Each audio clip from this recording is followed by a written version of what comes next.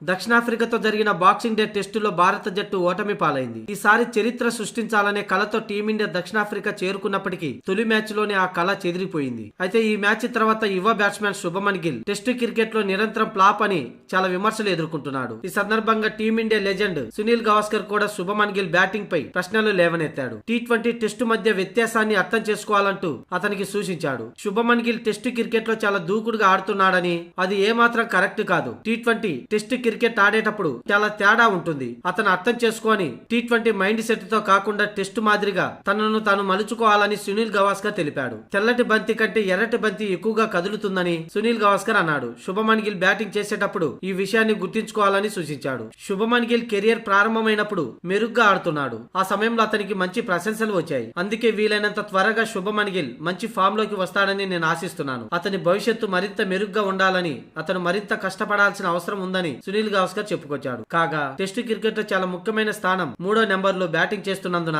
శుభమన్ గిల్ ఎక్కువగా విమర్శలు ఎదుర్కొంటున్నాడు. శుభమన్ గిల్ చాలా కాలంగా టెస్టులో మంచి ఇన్నింగ్స్ ఆడలేదు. అతను తన కెరియర్ లో 19 టెస్టులు ఆడాడు, కానీ 1000 పరుగులు ఇంకా పూర్తి చేసుకోలేదు. అతని యావరేజ్ కూడా చాలా తక్కువ. ఎందుకంటే ఓ వైపు వన్డేల్లో 60కు పైగా సగటుతో పరుగులు చేస్తున్న శుభమన్ గిల్ టెస్టులో మాత్రం విఫలమవుతున్నాడు.